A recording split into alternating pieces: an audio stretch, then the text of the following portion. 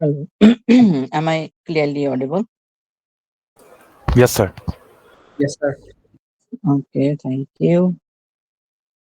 So we can start our today's lecture on support vector machine.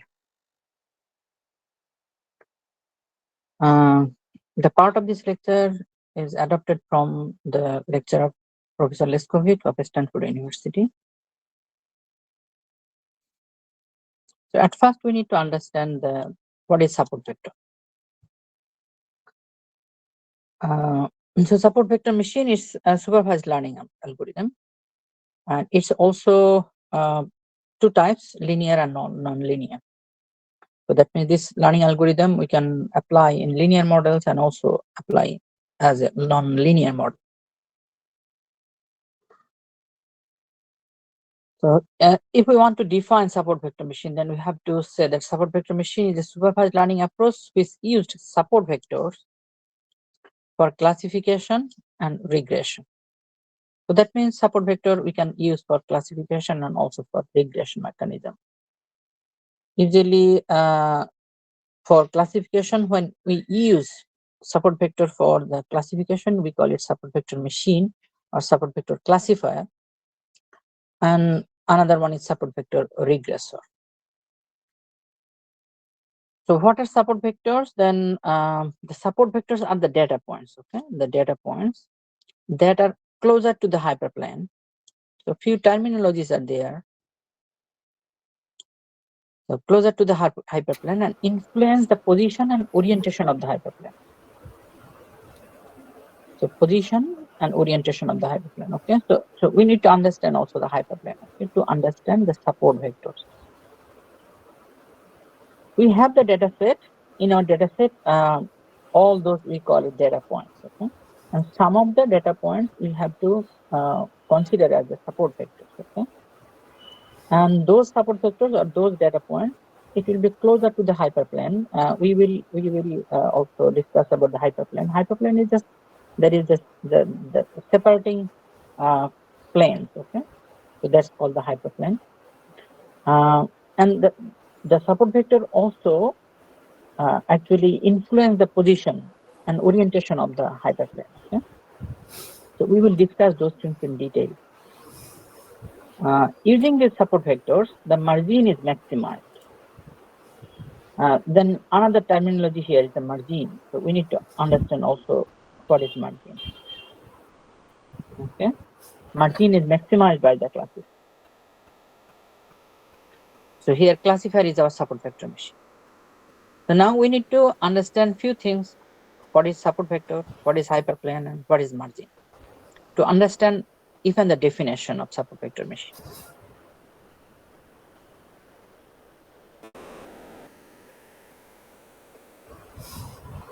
So now consider that we have just one-dimensional data.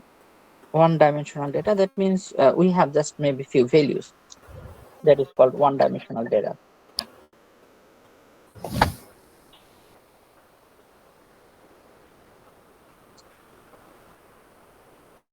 So if we have one-dimensional data, like we can say that the mass, or we can say weight of few persons, and then based on the weight, we want to classify them like two classes.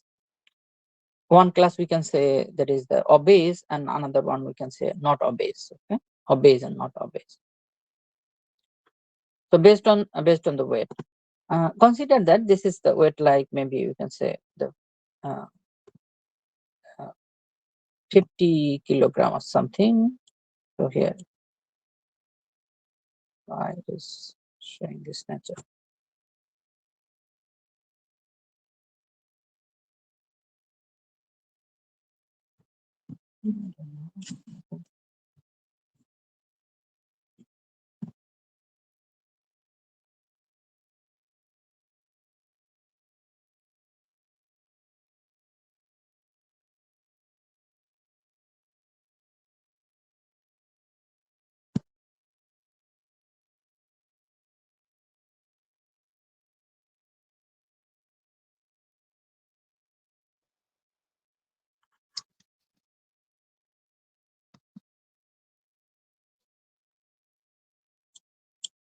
Okay. Now consider that this is the 50, and maybe you can say this is like 60 kilogram in kilogram, maybe in kg, okay, kilogram. And this is like maybe 65 kilogram of weight.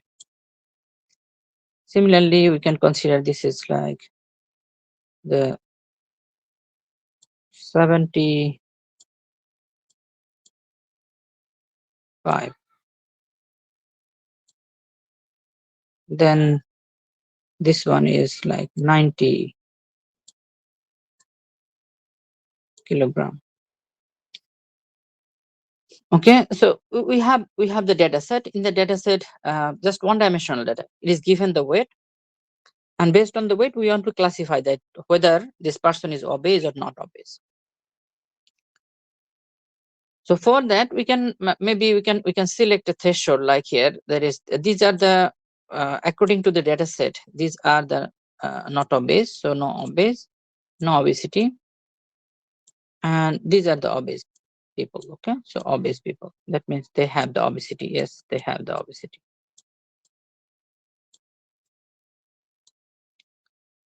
And now we can see that actually what we have to do, we have to just set a threshold for that.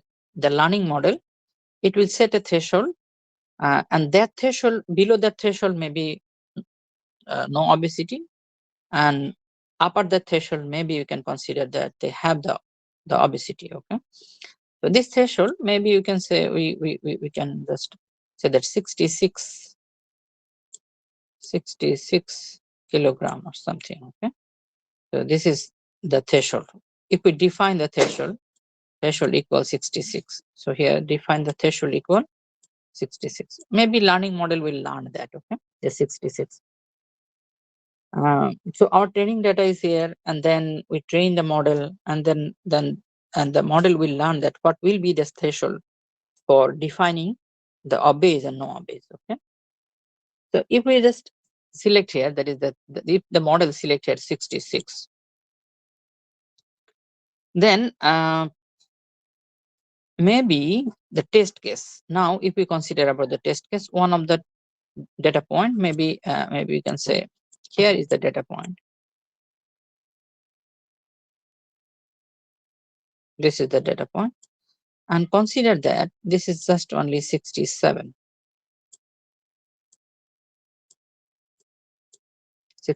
kilogram.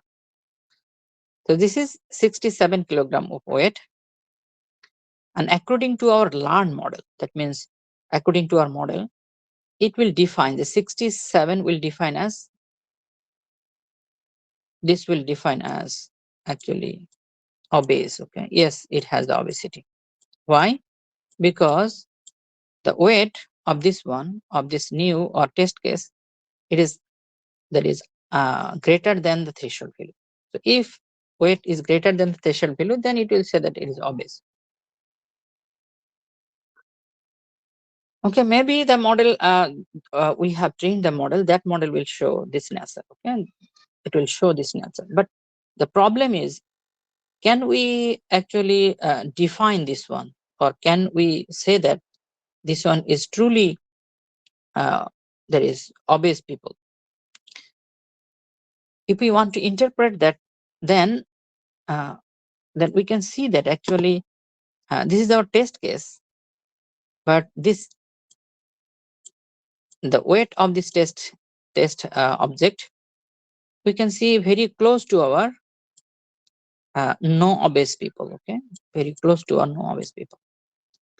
This is no obese, the 65 kilogram, and here is the 67 kilogram. That means the weight difference is, we can say, just 2 kilograms here. Weight difference is 2 kilograms. But we can see that if we want to that is find out the distance from the obese people, like maybe this one, from this one, the weight difference in this case, you can say 5, 6, 7, 8. 2, 8. Okay, so that means total 8 difference here. So how can we interpret this? There is, though the weight difference is just only 2 kilogram, but from the no obese, and higher weight difference from our, that is, we can say obese people, then why we are saying that this is the no obese people? This is no obese people. Yeah. Sorry, this is obese people. Why we are saying that? So that means in case of the interpretation, or we can say if we want to just explain the answer, no one will actually agree with us, because the weight difference is too. Why you are saying that this is just obese? Okay, so that's the problem in if we define the threshold like this way, that is 66 or something. Now, then what's the better way to define the threshold? So for that, if we can add the two things like the weight of the last people, we can say here last people of no obesity. Okay, last people with no obesity, the weight of the last people with no obesity is 65, and weight of the fast people, weight of the fast people with obesity, we can say this one, it is 75. So if we divide this one by 2, that means if we find out the average, then we can see that the average, it is just 70. It is just 70. So now, if we set the threshold to 70, that is, we can say here, this is the threshold. This is the threshold equals 70. If we set the threshold here equals 70,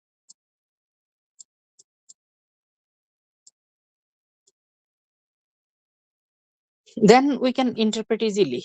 Okay, we can see that on that case, if the learning model will learn that this 70 will be the threshold, on that case we can easily say that this one actually has no obesity. Okay, it has no obesity. That is the test case.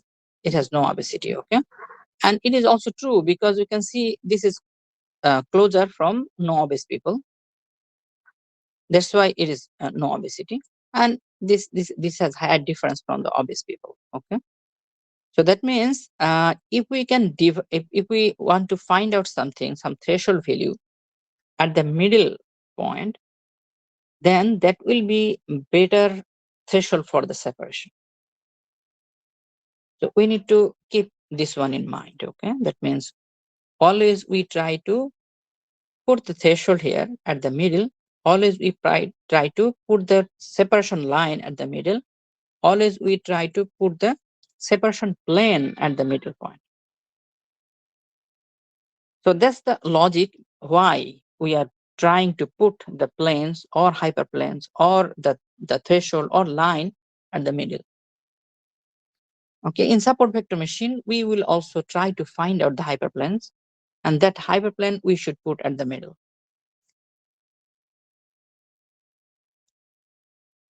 Okay, here is this case. Okay. Now, so think about two-dimensional data, or you can say multi-dimensional data. So we already discussed about the one-dimensional data, just only weight we have, and we want to find out the threshold for that. But now we can say two-dimensional or multi-dimensional data here.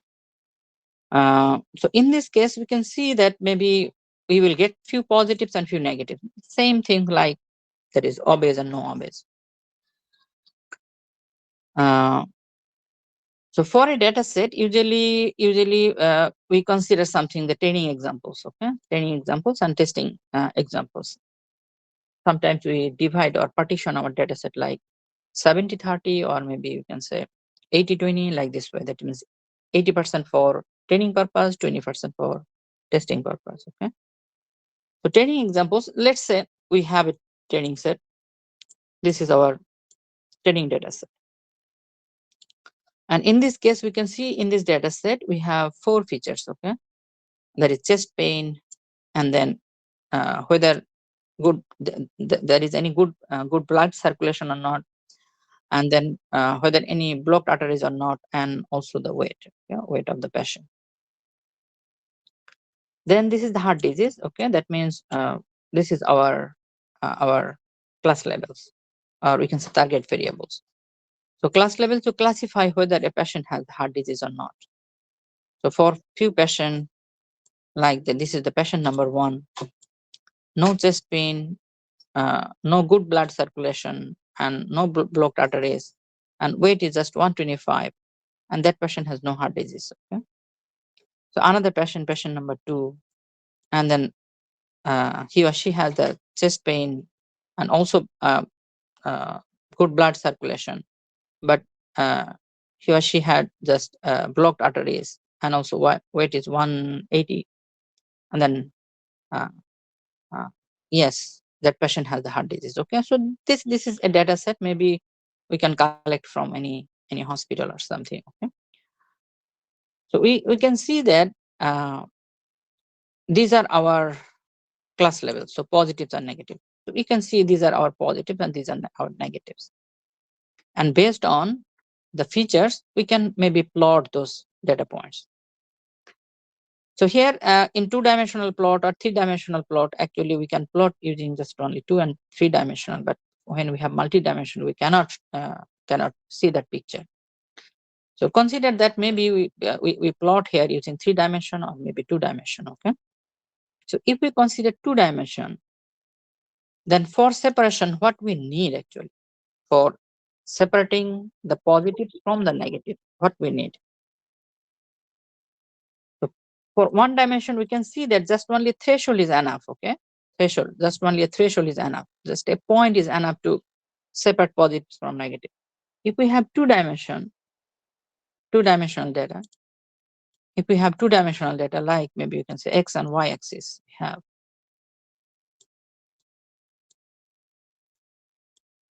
x and y axis we have.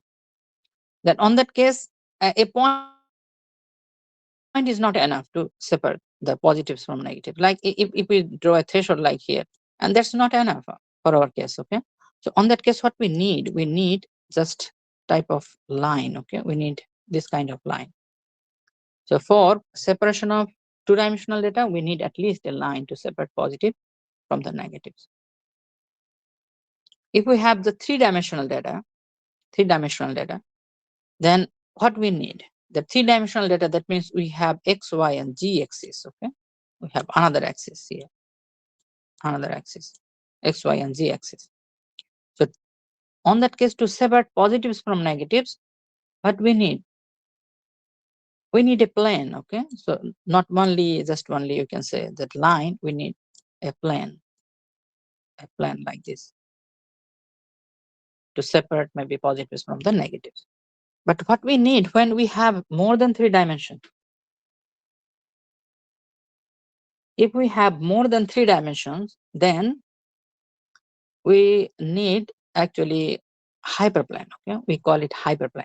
Whatever the dimensions are, like 4 dimension, 5 dimension, 100 dimension, thousands dimensions. Okay, on that case, we need the hyperplane to separate positives from the negatives. So this is the concept of hyperplane, but how to define the hyperplanes? How we can define hyperplane?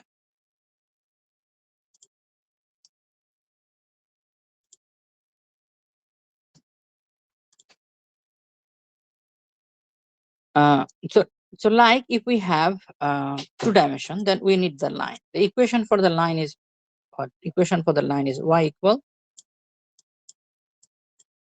mx plus c.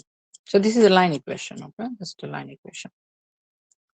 So in this case, we can see that the x-axis, like this axis here, x-axis, and here is the y-axis. So y-axis, that means based on the x, maybe we want to predict the y. Based on the x, we want to predict the y. But if we have more axes, like not only the x, if we want to predict y based on x and g, So on that case, here is the m, we can say m1 times x plus m2 times g. So that means based on the x and g, we want to predict y. So then we need this equation. Okay, we need this equation, and this is what, this is the equation of a plane. Okay, this is the equation of a plane because we have x, y, and g, three axes. So equation of a plane. Now, if we have more dimensions, like if we have like x, g, and also p, on that case, what will be the equation for that case? m1x plus of m2g plus of m3p.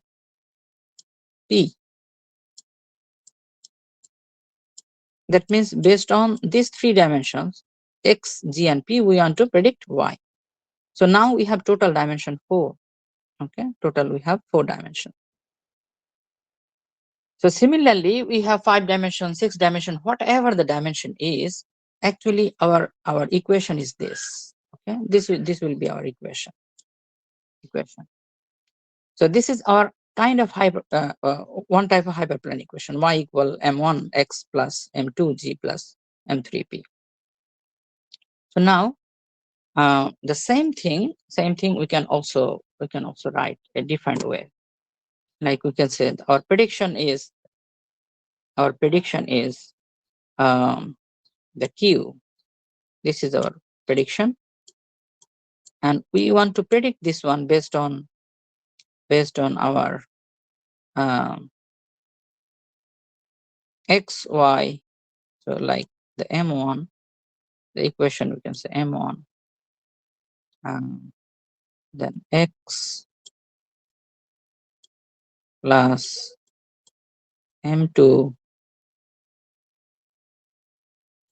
y plus m3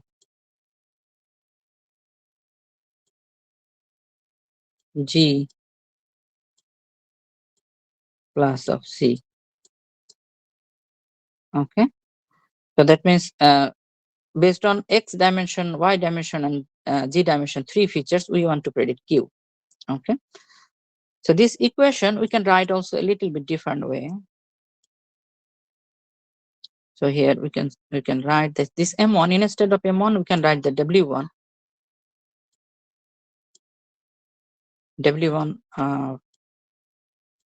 first dimension. Okay, and then plus of w2 of second dimension, that is x2,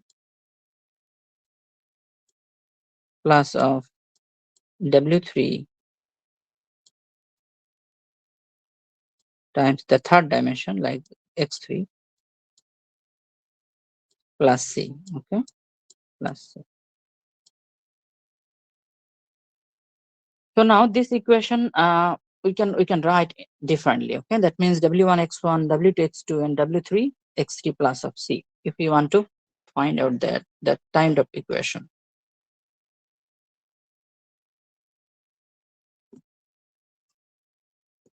Then now our equation is we can see here it is w1 x1, w2 x2 plus w3 x3 plus c, the same equation. Now we want to represent those in vector form.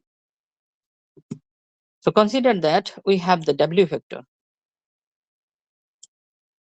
and in this vector we have w1, w2, w3.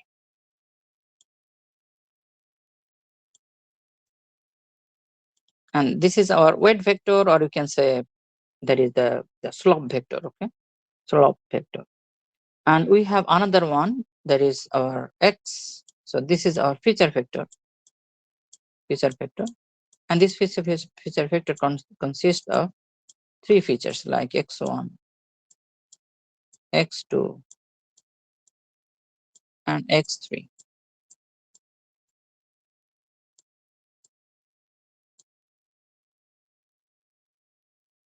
So now, if we want to find out something like if we want to find out W transpose, so W transpose, that means this is in column, W transpose, it will transform to a row. And then W transpose X, we want to find out this. The product of W transpose dot X. Then it will be W transpose means it will be in row.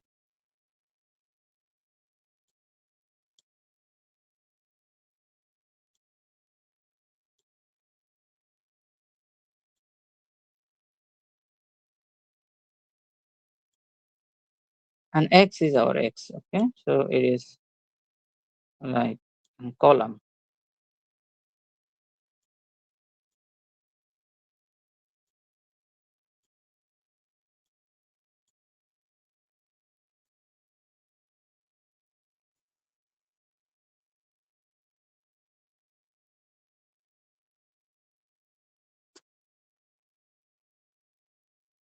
So now if we multiply these two, so you can see this one and that one.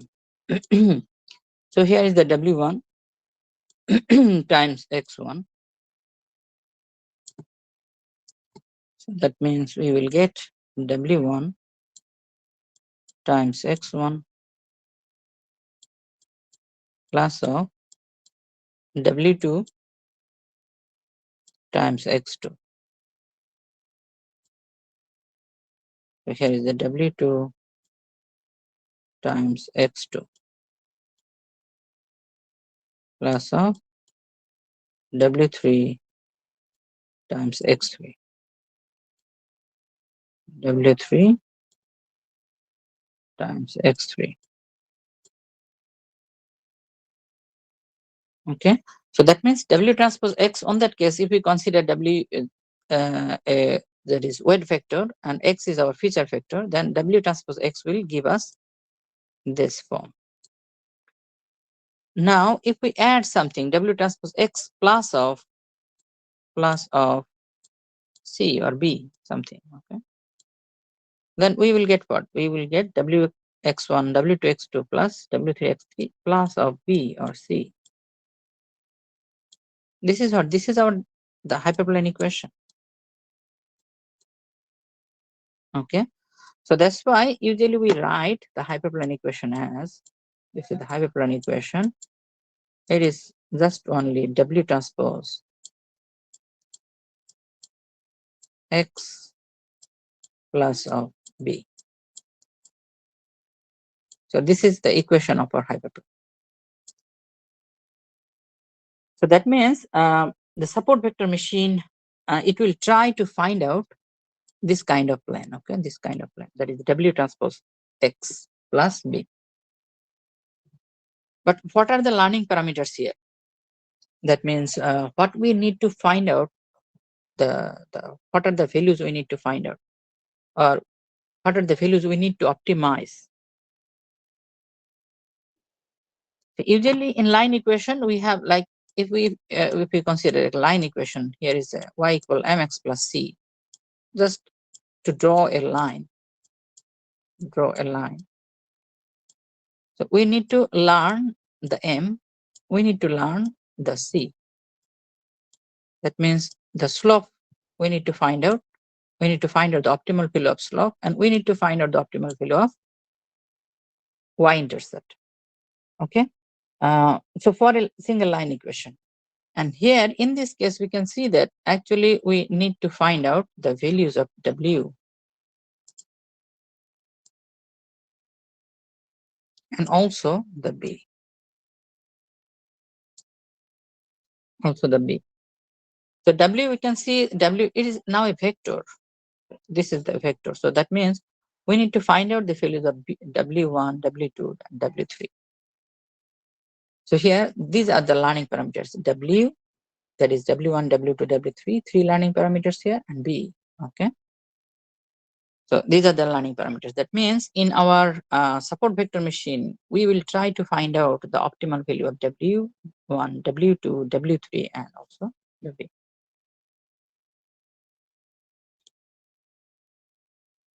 So now we need to understand the data set first. The training examples, we can see here x1 up to x1, and here is y1 and xn and yn, like this. Okay. So in this case, we can see for each example I, that means for each example here is the patient. For patient I, patient 1, this is the P1, patient 1. In this case, X is our feature factor. Okay. So X is our feature factor. So we can see these are our features. 4 features we have in this case: chest pain, good blood circulation, blocked arteries, weight. So these are our X. And Y is what? Y is heart disease. Okay. So this is our Y. That means we want to predict Y. So here in this case, X1, Y1, it means that these are the values. These are the values in case of our X1. X1. And this is our Y1. Similarly, this is our X2. So these are the values. That is the X2. So feature values of patient 2. And class level of patient 2, it is Y2. It is Y2. Okay. So Xi, that means X1. If we want to find out the first value, there is a first, we can say Xi of first feature. Xi of first feature. It means our first feature is what? This is our first feature. Feature number 1. Feature number 2 is good blood circulation. Feature number 3 is blocked arteries. And feature number 4 is our, that is the weight. So that means this is 1, 2, 3, and 4. We have 4 features. Here we can say this is 1. It means the first feature. And this is the last feature here is D. Okay, D is the last feature. In our case, D equal 4. D equal 4. And Y, in this case, we can see that Y is element of -1 and +1. It means the -1 means no, +1 means yes. Okay. So these are the positives and negatives we have. And the inner product we have already seen that is it is the summation of W and Xi.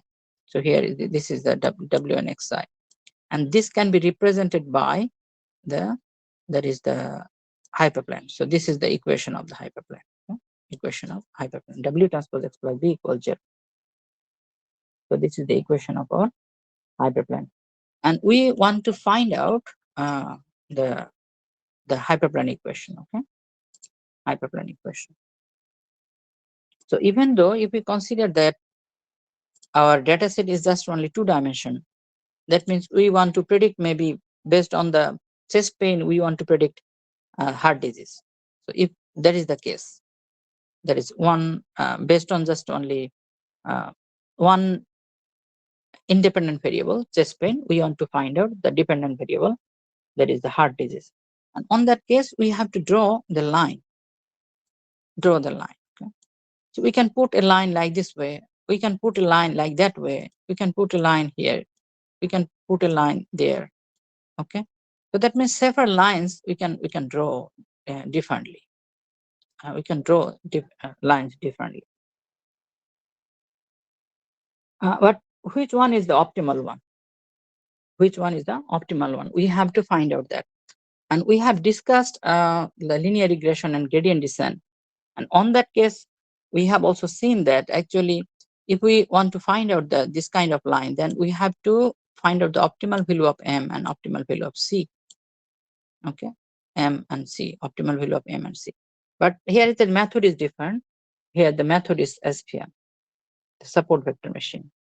The support vector machine also can find out the optimal line also if we just apply to a 2-dimensional data set. Okay, there is one dimension is feature, another dimension is our categorical variable values.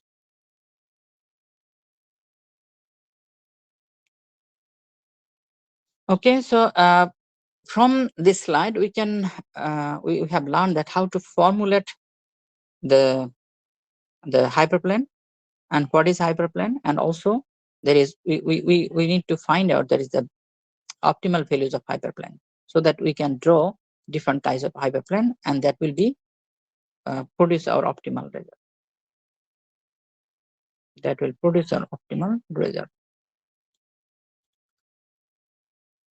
So now, as I already mentioned that is, we need to draw the hyperplane. And if we consider that if we have just only two-dimensional or maybe multi-dimensional data, then what we have to do, we have to draw the hyperplane. So consider that this is our kind of hyperplane equation. Here is the line equation. Okay. So now where to place that? Where to place that line? Where to place that line? So one thing is this, that is, if we place a line like this way,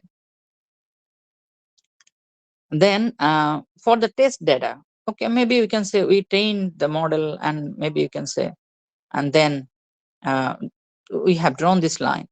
And now we can see that the test case, here is the A, here is the B, and here is the C.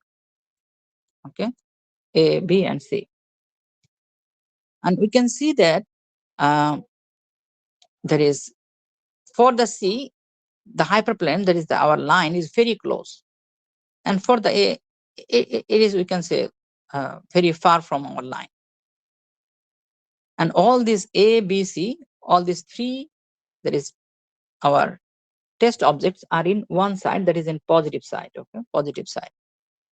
And we can say A is positive, B is positive, and also C is positive. C is positive. But if we think about our confidence, that is to say this one, that is A is positive, we are more confident. Why? Because this line actually very far from A. So that means we can say very far from A. Even though if this line is changed a little, maybe we can say during the training time, if it is changed here like this way, still we can say A is positive. Okay, and B is also, you can say B is also B. You can see it is also far from the our actual hyperplane. Okay, hyperplane.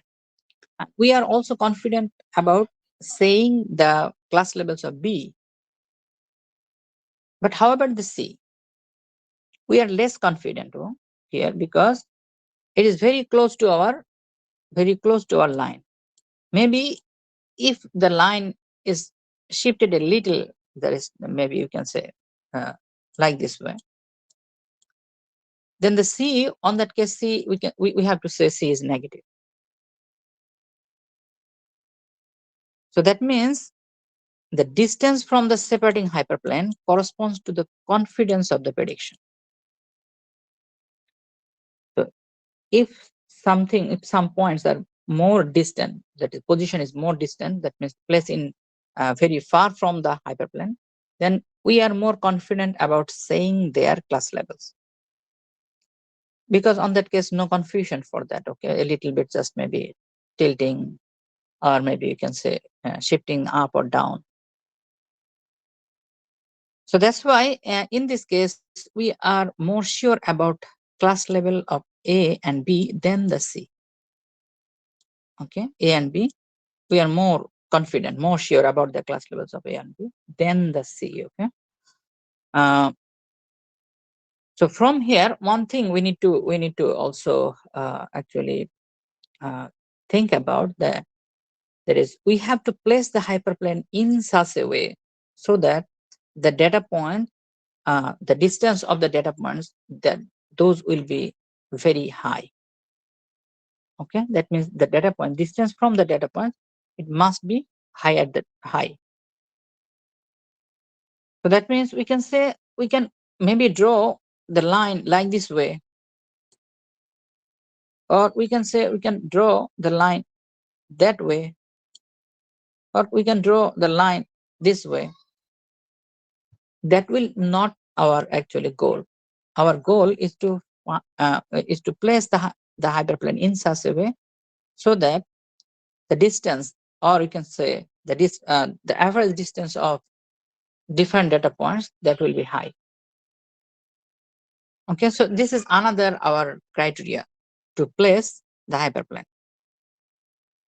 So one criteria we have already established our second slide, that is we have to place at the middle.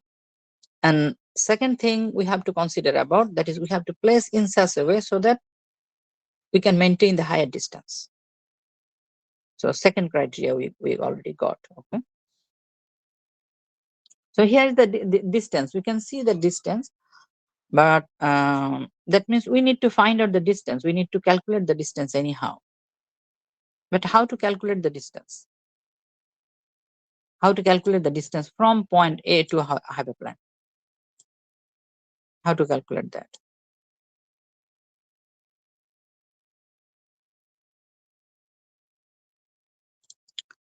Okay, so I think we know how to calculate that. If we have just a line equation, like we have a line equation, that is maybe you can say 3x plus 5y minus of maybe 6 equals 0. So this is a line equation. Okay, this is a line equation, and then consider that this is the line equation. Okay, and we have a point like here. This is the point. This point is about that is the Q, and this point is on 1 and maybe 1. So this is the point. Then what's the distance from this point to this line? So that means what will be the distance? This distance from this point to our line. And it must be the perpendicular distance. Okay, the perpendicular distance. So for that, usually what we do, the distance we have calculated like this way. That is, we have to just replace the x and y by this point. Okay, so this equation. Okay, so that means it will be 3 times x. X is what here? X is here. X0 is x. So 1 minus of 5 times y. Y is what? Y is this one. That is 1. Y is 1. And sorry, not minus. It is plus. And minus 6. Okay, minus 6. Absolute value of that divided by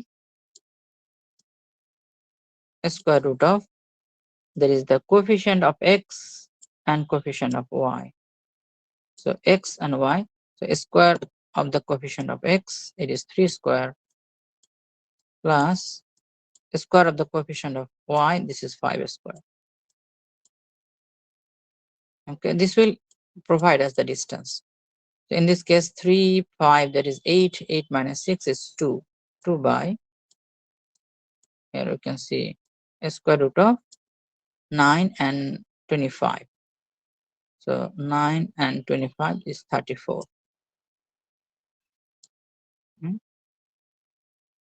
9 and 25.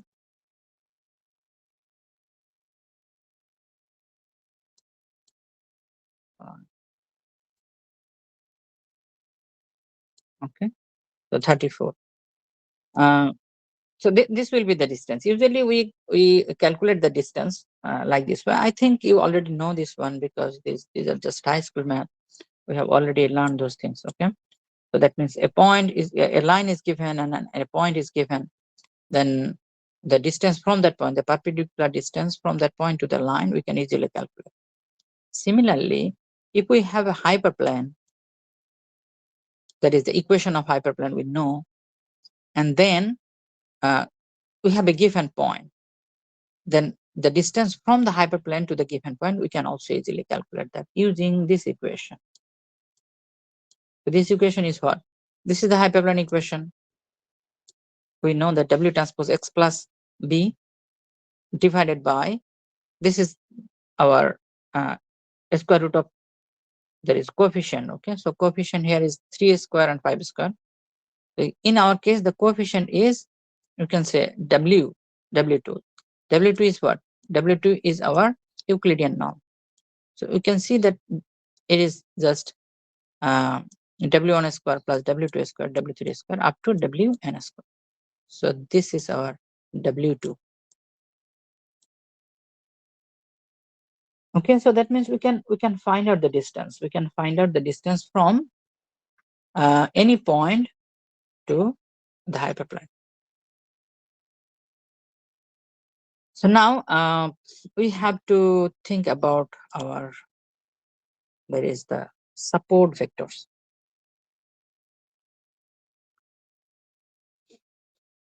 So the data set is given. We can see that this is our data set. If we consider this data set, we can say here this data set, we can draw the hyperplane like this. So the dotted one, the middle one, the dotted one, you can draw the hyperplane like this one. Or even we can draw the hyperplane like that way. But now if we think about, if we draw the hyperplane using this way, we can say the distance from the hyperplane to the data point, it will be like this. Okay, here distance from hyperplane to, and if we draw this way, that is in this fashion, the distance will be, we can say this one and that one. The hyperplane we have to place at the middle, so that's why it is in middle. Here is also in middle, but this one ensures more distance. Okay, so this one ensures more distance than this one. That means the expected hyperplane is this one. This one is the expected hyperplane. So now we need to consider another thing, that is when we measure the distance, the data points closer to the hyperplane, usually we call those are the support vectors. So hyperplane, this is our hyperplane. So that data points closer to the hyperplane. So closer to the hyperplane, we can see here, this one is closer to the hyperplane. And this one closer to the hyperplane. This one is also closer to the hyperplane. So these are our support vectors. We can see here, if we consider class, this is the class A, these are the class A, and these are the class B. And if we consider this is our hyperplane, then this point and this one, or we can even consider this one, these are our support vectors. So in another way, we can also consider that is, at first we have to measure the distance from each and every point to the hyperplane.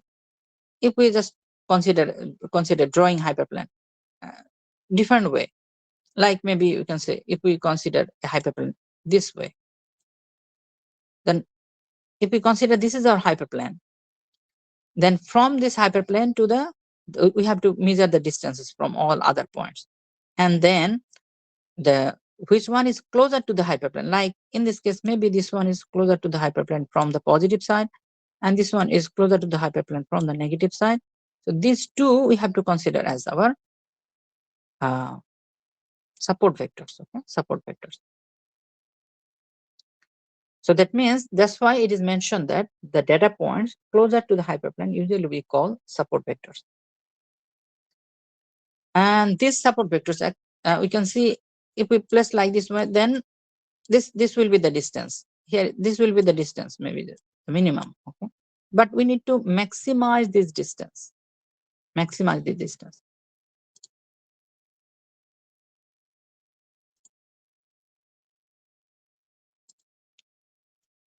So now we need to understand the margin.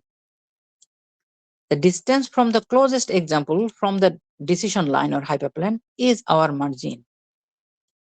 So we can say that this is our margin. This is our margin of this hyperplane, and this is our margin of our that is this hyperplane, the fast hyperplane.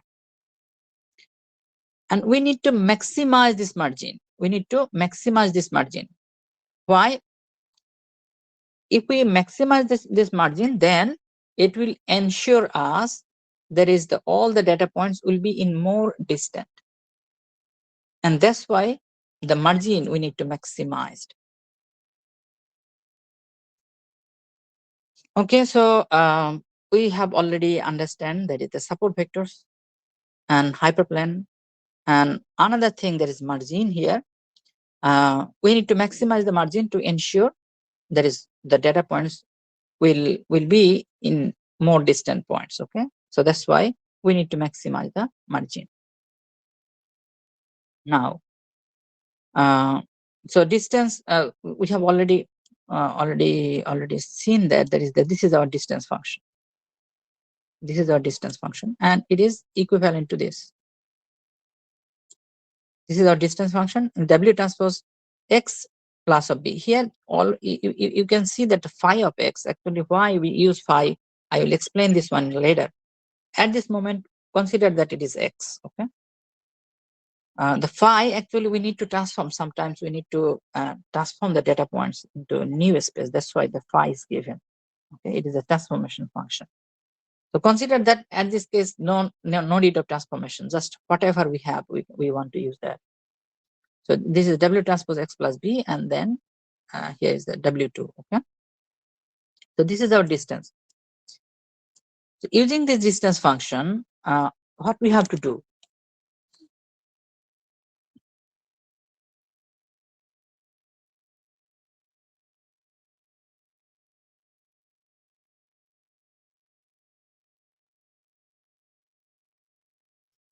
Okay, at first we need to find out the distance from the hyperplane. Okay, that means here to hyperplane, here to hyperplane, the distance. Okay, we need to measure the distance. We need to measure the distance.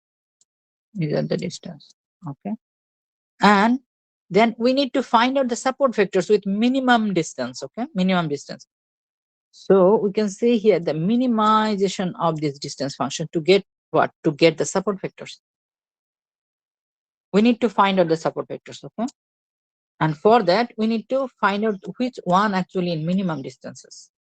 Then in this case, we can see from the positive side and from the negative side, we will get this one maybe one support vector, this one another support vector, this one is another support vector. So we can consider these three as the support vectors. So here it is the minimization. And then another term here is this, there is a maximization. Why the maximization is necessary? So we have to find out that is the hyperplane in such a way so that it can maximize these distances. That means it can maximize the margin. And that's why it is maximization based on the W. What is W? This W is actually our, that is the vector. W is our vector. And this vector is weight vector, or we can say slope vector. We need to change the slopes. We need to change the slopes to change the lines. Okay, that is change the hyperplane, this hyperplane. And maybe we will try different that is values of the W. And for each and every time, we will try to find out the distances, that is, and find out the support vectors. And then among all these variations, we will find out the W which will maximize this margin. We will find out the maximize this margin. Okay, so that's why the function here is to minimization, the maximization over the minimization. So that means the goal is to maximize the minimum distances. So this is our objective function in our support vector machine.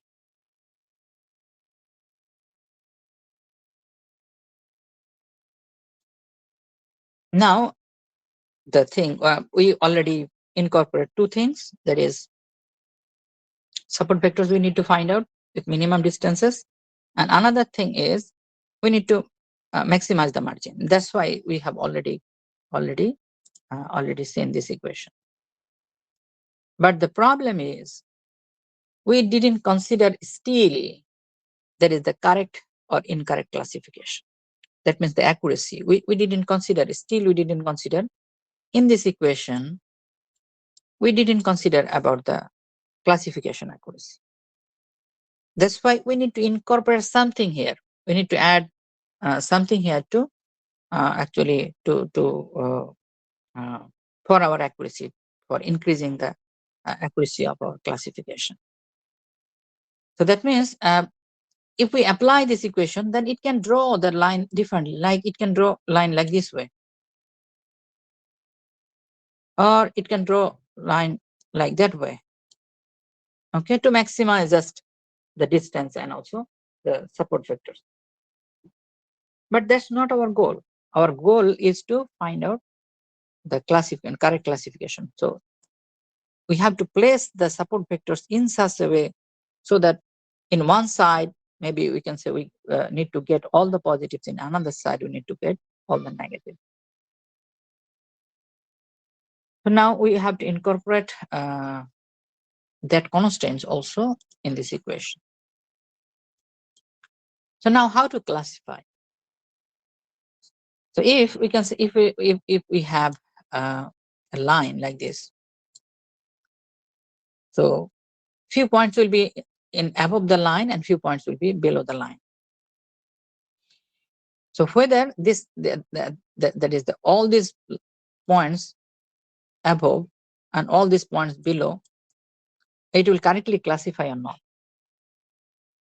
So for that, what we have to do, we have to test this one. That means W transpose X plus B, we know this equation. This is our line equation, or you can say our hyperplane equation. This is there, this line equation, hyperplane equation. And then if something that is above that, so this one is above that line. If we consider that these are the positives, okay, above the line is the positive, then all the data points above that, it will be positive. If we can see that if we put that value in this, that means like if we consider a point here P and X, Y, X and Y, this point, what we have to do, we have to put those values here, okay, in this equation. And if this equation, that if we can get the greater value, it means that it is above the line. Okay, so that is the positive group or positive class. Similarly, if we get the negative value, it means it is below the line. Below the line. That means it is that is below the line or below the hyperplane. Okay? So we can say we consider those one as the negative value. So that means in hyperplane equation, if we put the values of any data point, then if that we get something like the positive value, that is we can consider that the positive, and negative value we can consider the negative.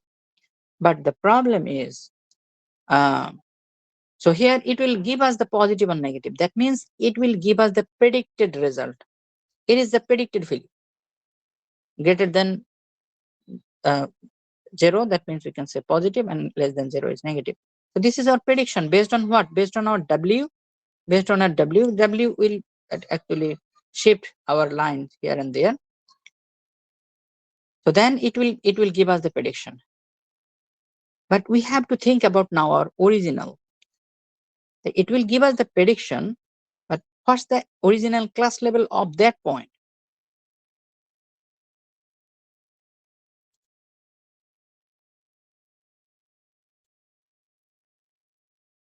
So now we can see that the original class level we will get from the data set, that is our Y. We have already discussed about that. That is Y. Here, we can see if we consider the data set and our Y, you can say this is Y, heart disease. So no, it is -1. Yes, it's +1. Okay. So that means in our data set, this will be given. This will be given because it is supervised learning. Okay. So this will be given. So that means original data point, original class levels, we know the original class levels. We know the original class levels, and we also know the predicted class levels because already we learned maybe W and phi of x, okay, based on W and x. So now we can see that this is our hyperplane and this is y. So from here we will get the prediction, and this is the original.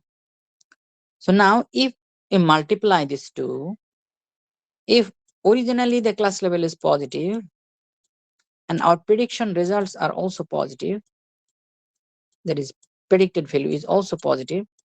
So this one we will get from y I, and this one we will get from our hyperplane equation.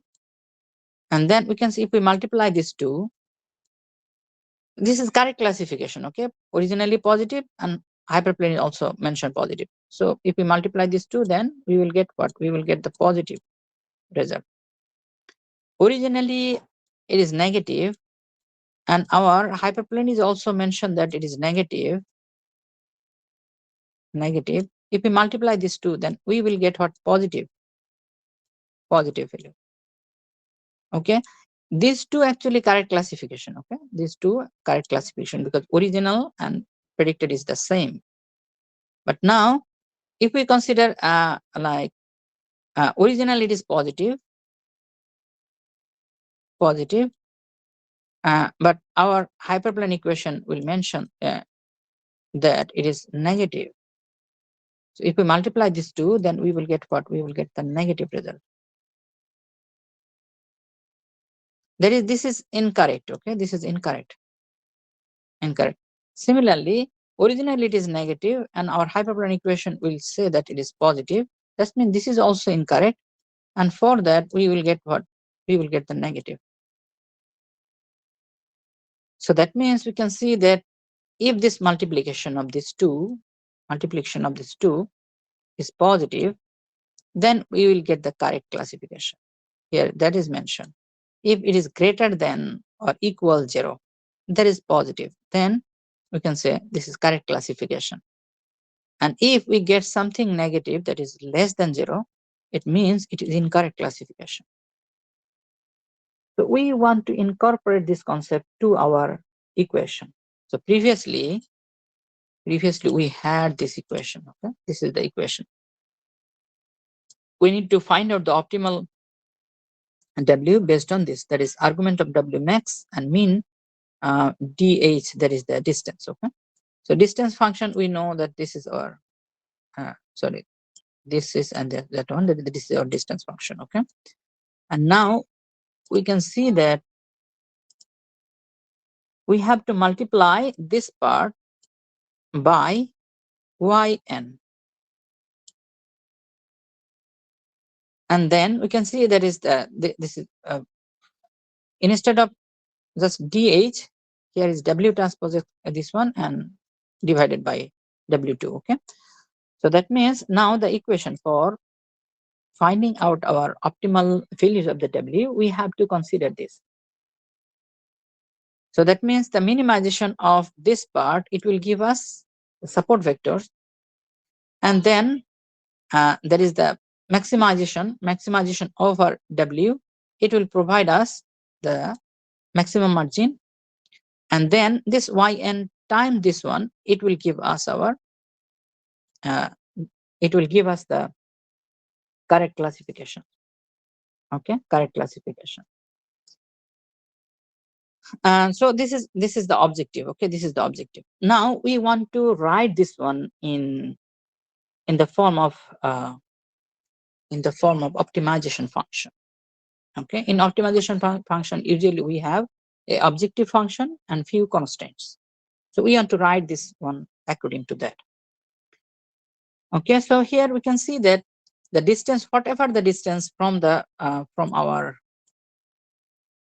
support vector, if we, that is rescaling that to just 1, okay, then other values will be maybe different. So that is kind of the rescaling. So here we can see that after rescaling, we can see we need to find out this one is the 1. Okay, and in that case, it will, original equation will be W transpose x plus B equals 0. and this one that is our negative gutter. This one is our positive gutter. Okay, positive gutter and negative gutter. So that means that originally, now we want to we want to rewrite this function using the optimization function. So in optimization function, we have the objective function and the constant. So we want to rewrite that.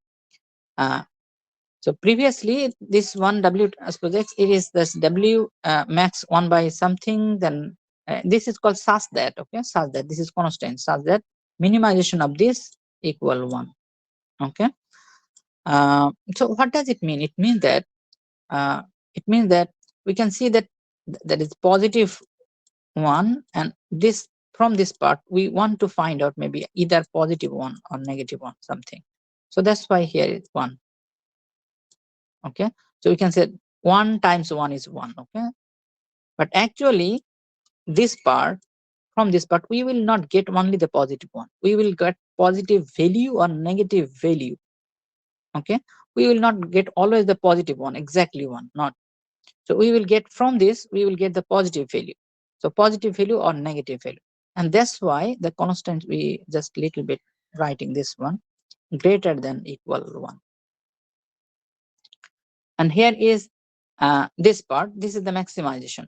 Actually, this part is our margin. It will ensure our margin, the maximization of margin. So maximization of 1 by W2, this is the maximization function.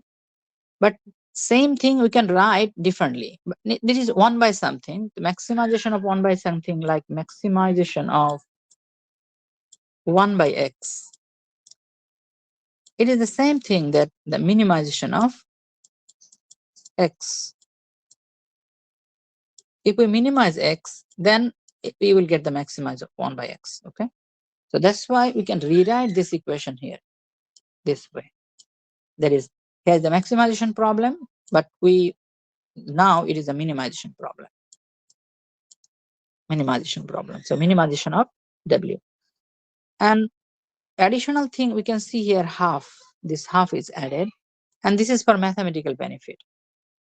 The mathematical benefit, this half will provide us the mathematical benefit. Specifically, if we try to solve this one using like the gradient functions, okay, then the gradient just the sum of squared residuals, if we consider that, then take the derivative of that, then again the 2 will come in front, and 1 by 2 times 2, just cancel those out. Okay, that's kind of benefit we want to get. That's why the half is added. That's half of W. So this W is what? This is our actually Euclidean distance. Okay, that is Euclidean norm. And we previously have seen that this W, there is norm 2. That's why here is the 2 mentioned. This is called norm 2, and that is Euclidean norm. It is actually square root of W1 square plus W2 square. In this way, we have to write like Wn square. So this is the W2, and we know this equation also. Okay, we know that is Yn is our original class level, and Xn is our future values. Okay, future values. So we need to find out the W and also B. We need to using the optimization theoretical approach. So this is called the SVM with hard constant. SVM with hard constants. Hard constants means,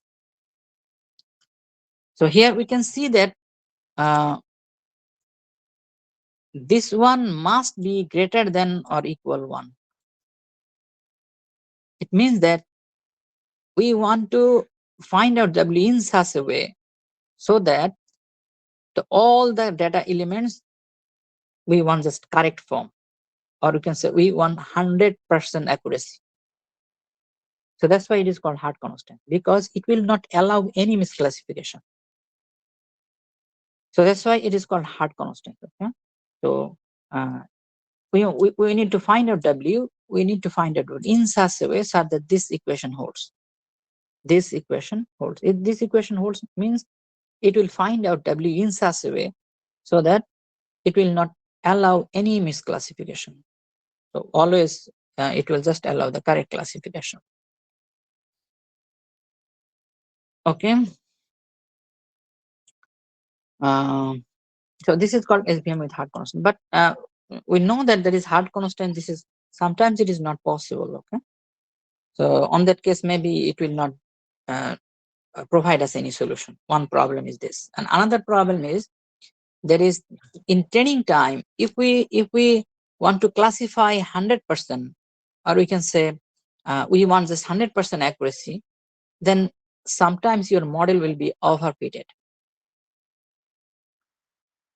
And that's why we need to have some flexibility of misclassification. That means we need to incorporate something so that it can allow few misclassification. If we allow few misclassification in testing time, or we can say when we apply the test set in our model, then on that case it will perform better. And we have already discussed those things in bias and variance problems. Okay. So that's why we need to allow few misclassification. Okay, but at this those things I will discuss in our next class. But at this stage, if we want to find out that the optimal solution, then how to find out the optimal solution?